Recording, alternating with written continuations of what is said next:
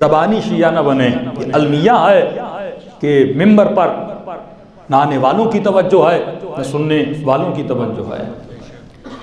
जब कौम की दरसगाहें बेदार न हो तो कौम भी बेदार नहीं होती। सदियां गुजर गईं, लेकिन ईरान में इनकलाब तब आया जब वहाँ के उलमा बेदार हो गए, जब वहाँ पे पढ़ने वालों में बेदारी आई। आज 1 घंटे की मजलिस में क्या होता है, कौन सी फिक्र दी जाती है, एक ही वाक़े को मुख्तलिफ अंदाज से बयान किया जाता है और मजमा वाह करता है।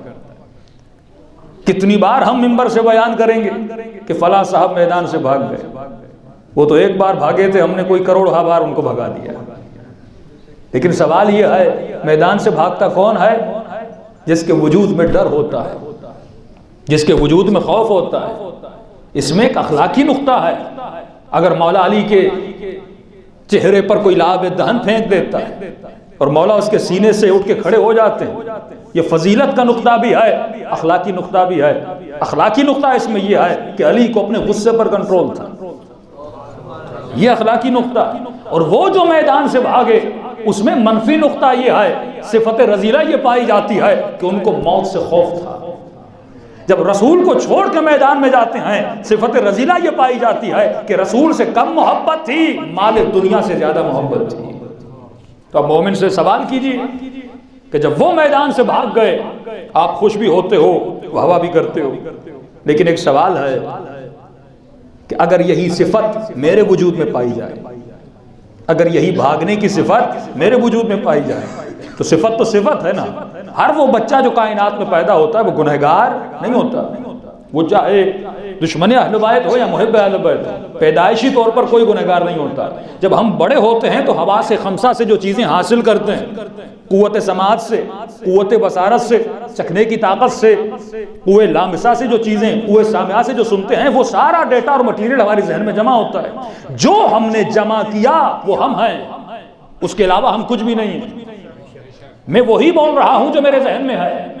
आप जो फैसले करते हैं वही फैसले करते हैं जो डेटा आपके जहन में जमा है। तो जिस महद में उन्होंने तरबियत पाई वैसा रंग उनको मिला, जिस सकाफत में, जिस कल्चर में, जिस सिविलाइजेशन में वो बड़े हुए थे, वही सिफात उनमें पाई जाती थी। और अली इब्न अबी तालिब जिस कल्चर में बड़े हुए, जिस माहौल में बड़े हुए, जिस तरबियत में बड़े हुए, वही सिफात मेरे आका अली इब्न अबी तालिब के वजूद में पाई जाती थी। तो मैंने कहा, एक तरफ मोहम्मद बुला रहे थे लेकिन मुसलमान मौत के डर से भाग रहे थे। आज सवाल है, जब अजान की आवाज आती है, मुअज्जिन कहता है हय्या अलस सलाह, हय्या अलल फलाह, हय्या अला खैरिल अमल। ऐ मोमिन जल्दी आ, किसकी तरफ? नमाज की तरफ। जल्दी आ किसकी तरफ? फलाह की तरफ, कामयाबी की तरफ। जल्दी आ किसकी तरफ? वो अमल जो खैरिल अमल है। ये जुमला किसी और के मकतब में नहीं है, किसी और मुसलमान की अजान में नहीं है, सिर्फ शिया अजान में पाया जाता है कि हय्या अला खैरिल अमल। यानी हम नमाज को हर अमल से क्या समझते हैं? खैर समझते हैं। अब सुनने वाला ये समझ रहा है कि मुझे मुअज्जिन बुला रहा है, ये मुअज्जिन नहीं बुला रहा, ये खुदा की आवाज है, ये हय्या अल्लाह की तरफ से है। अजान रसूल ने दी, रसूल को जिब्राइल ने दी, यानी बुलाने वाला कौन है? परवरदिगार आलम है। अब सवाल यह है कि मोमिन सुने लेकिन आवाज इलाही पे लब्बैक न कहे, तो इसमें भी वही सिफत है जो उनके वजूद में थी। उनको नबी बुला रहे थे, वो नहीं जा रहे थे, उनको खुदा बुला रहा है और ये नहीं जा रहे।